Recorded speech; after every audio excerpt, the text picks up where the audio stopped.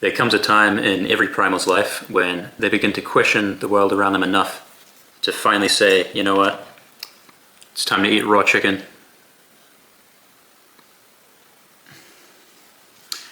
What I have here for a little post-workout meal is some raw chicken, a bit of butter, some lamb's liver, and some herring. So pretty bloody optimal actually, super ideal. I'll try the chicken first, of course.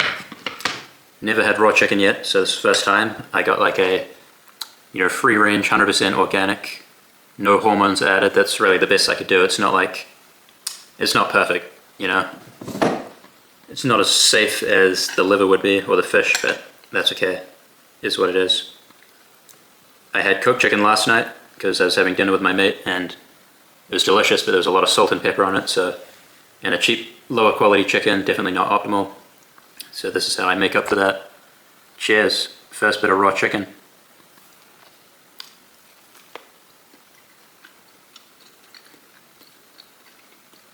Yum.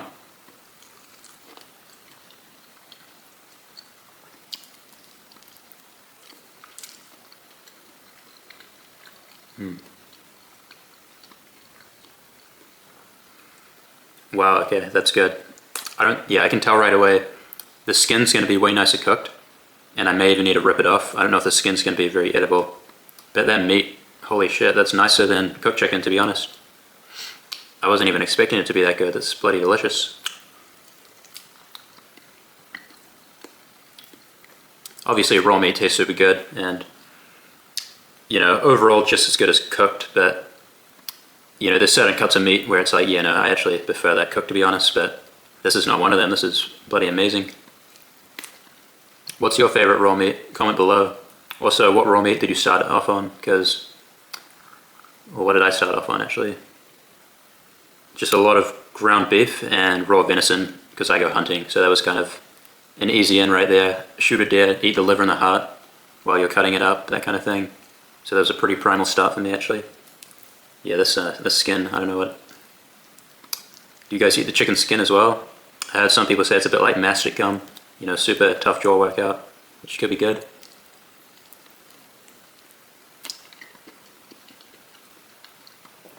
Oh, that's good actually, yum. That's really good.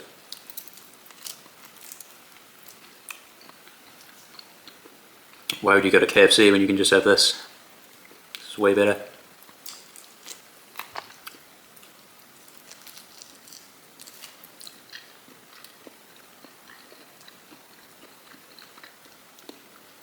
I can see what people mean about the chicken skin being like a jaw workout, but to be honest, I'm kind of used to that from the brisket that I eat. Super tough meat, and sometimes you chew it to the point where it's almost like connective tissue in your mouth, and you just have to swallow it even though it's not really chewed down enough. Some people would say that's not super optimal and just cook that meat, it's too tough, but no, I love the jaw workout. Like, the main reason I'm doing this diet is for overall health and longevity, but I'd be lying if I said looks weren't a little bit of a part of it, trying to reverse some malnourishment. And I feel like I never had very good bone structure in my face or jawline, so yeah, no, I love jaw workouts from eating. They're ideal. Anyway, we got some liver here too. So this is lamb's liver. Because we're in New Zealand, automatically grass-fed, grass-finished, good quality. Swallow that a little quickly, but super gamey because it is lamb, but I don't know, I'm very acquired to that taste. I just love lamb. Super delicious meat. It's actually partially frozen, which I know isn't as good for the nutrients. Kind of annoying when I can only buy it frozen. That's why I prefer getting it from my own sheep when I go hunting. But to be honest, frozen liver is just, I don't know, it tastes like a popsicle to me. Like, I'm at that stage of detoxing from sugar and carbs to where this genuinely tastes sweet, and it tastes like a popsicle, like what you'd eat when you're a kid, but better because it actually fills you up. When people say liver tastes like chocolate, we're not lying. Like, to us, we've had a dopamine detox and a taste bud detox from all that crappy, hyperpalatable processed food, so real food tastes as good as it's meant to. Like, this chicken may have been, one of the best raw meats I've ever had in my life, to be honest. And I've tried quite a bit at this point. The only non-exotic meat that I haven't tried is pork. And I suppose duck as well. I should actually get some duck.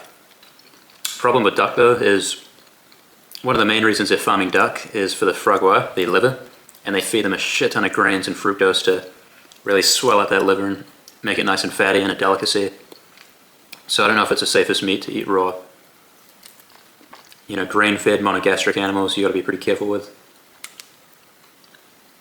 Kind of crazy thought I just had, but when I just said that last sentence, it made me think humans got to be the most dangerous meat to eat. You know, not that I'd ever promote that or do that, but imagine if you were eating a human meat and it was like some old, or no, a Gen Z who's growing up and gotten like, you know, double vaxxed for everything. I don't know if I can say that on YouTube, but you know, got many jabs, a lot of drug exposure, been on medication their entire life, eating a Western diet their entire life, obese, just completely full of stored fat and toxins. You know, that's got to be horrible. And it makes me think about how when people are sick, when they have, I think it's blood cancer, and they need a stem cell replacement. Yeah, so they get the donor stem cells. That's got to be pretty interesting because the bone marrow and the fat is where we store a lot of toxins. So yeah, I wonder if they have any machine where they sort of filter everything out and clean it from the toxins first, or maybe that's the reason the rejection rate for the bone marrow transplant's so high. I don't know. That's something I want to look into. That's a little rabbit hole I want to go down. So that's pretty interesting. Not the cannibalism part, the bone marrow part, to be clear. All right, let's try this herring. I don't know if I've had herring before. I heard it's really high in creatine. Like naturally the highest source of creatine, which I think is pretty awesome. Oh, that's good. Like I said earlier with me eating the cooked and salt and pepper chicken last night, it was good, like it tasted delicious, but I also woke up today with a lot of knee pain, and I do have a bad knee, had a lot of surgery on it, but at the same time I wondered if, I haven't looked this up, but I was wondering if maybe there were a lot of oxalates in the pepper potentially, and that could have caused a problem, or if it was just because we also went on a long walk. You know, I can't rule that out. But I know pepper has, I think it's piperine in it, or some kind of protease inhibitor. So that's not ideal. Actually, surprisingly, it went down fine because there was a lot of pepper and salt, which I'm not used to, but didn't actually cause any problems, which is good. And that's the thing about people like us, well, assuming you're like me if you're watching me eat raw chicken, people who really get into their health. A lot of it is theory. So in theory, this one thing has, you know, oxalates, goitrogens, blah, blah, blah. It's gonna do this, it's gonna do this. But sometimes you eat these things, you feel perfectly fine. And, you know, sometimes you gotta zoom out a little and base it on how you feel, not just what the theory is behind the thing. But, you know, then again, things like oxalates are really not good. They can definitely accumulate over time and cause some problems. So you're not necessarily gonna get kidney stones right away or a calcium deficiency just because you eat a little bit of whatever, a few vegetables.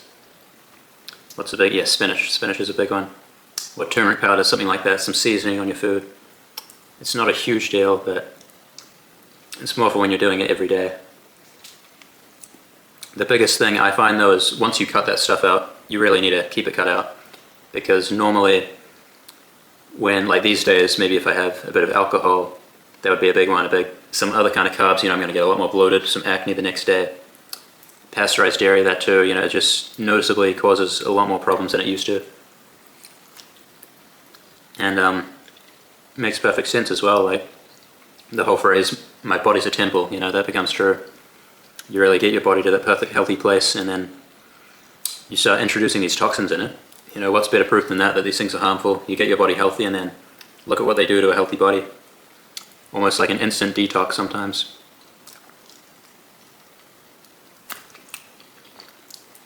That's why when people say to me like, hey, you don't have to be 100% strict. Firstly, I'm as strict as I want to be. You know, I eat intuitively. I just eat the things that make me feel the best, or it's context dependent as well.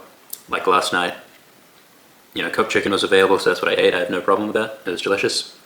But also, you kind of do have to be super strict. Like, I wasn't that strict last year when I was on my whole foods diet, and I didn't get better. I didn't really experience much healing. I didn't have good health markers. In fact, by the time I found carnivore, I was in a pretty bad spot health-wise. Some hormonal problems and Very low energy, yeah, not good at all. Low testosterone, not just caused by diet, but the diet was a factor. And it doesn't take long eating a meat-based diet, particularly raw meat, where you start healing. And yeah, I don't have to be 100% strict, but I want to be because I don't crave the unhealthy, toxic foods anymore like I used to. All I crave is protein and fat, really. No more sugar, thankfully. I have like a little bit of fruit when it's sunny outside, if it's from my garden. My mum does a lot of gardening, so I might get like some strawberries or raspberries every now and again, maybe some apples or plums, and that's fine. I have no problem with that whatsoever when the UV's high, when I'm outside, getting sunlight, depleting the deuterium.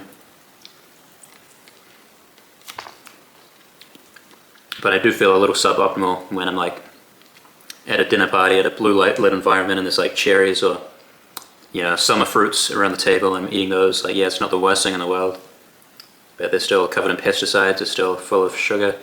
Fructose is very glycating. They're still not satiating. They're actually anti-satiating. It blocks the leptin signaling. So for me especially, who's had, I think, some problems with leptin response in the past, especially last year on whole foods, I find things like this, any kind of carb-containing food, very unsustainable, especially sweet things like fruit. You eat it and you just want more and more, and that's not sustainable. Sustainability is all about satiety and nourishment, not gratification and temporary enjoyment, and I have a video on that. You should watch that as well. I'm super impressed with this chicken skin. Like, yeah, it is a bit of a jaw workout, but honestly it's easier to chew than brisket, so this to me is like, yeah, not that bad at all. Some people said that they use some kind of heat to get the feathers off, or hot water, so that the skin's dead and you don't need to eat it, but I don't know why you wouldn't want to eat it. It's bloody delicious. Like, chicken skin is the best part of the chicken, let's face it. Even when it's raw, it's still bloody good. It is definitely a slightly leaner meat, and I'm trying to be a more high-fat carnivore, so I always have butter, or ideally beef trimmings raw, because this is just pasteurized butter. It's unsalted, and it's grass-fed, all that, but just not the same as raw butter. I don't think my body has a huge problem with it, but you never really know. Like, I wish, yeah, raw butter is probably the #1 thing I don't have access to that I really need. And more regular, cheaper beef trimmings as well, because I had to pay like 20 a kg last time, and I didn't even get a full kg, so it's like, it was bloody overpriced pretty much, and it was frozen, and I went back to the same butcher today, a week later, and they didn't have it, so that's not ideal at all. I'd love to have access to like regular beef trimmings and suet and raw butter. That'd make my diet so much better. I'm in New Zealand, so I have access to arguably some of the best quality beef, well, beef and lamb in the world.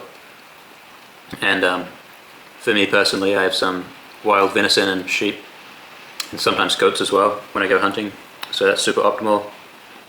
But in terms of getting like suet and beef fat in my city that I'm in, there's just no one selling it. Like, you gotta ask butchers and they might not have it, or you ask a supermarket and you look like a bit of a weirdo, everyone gives you a weird look.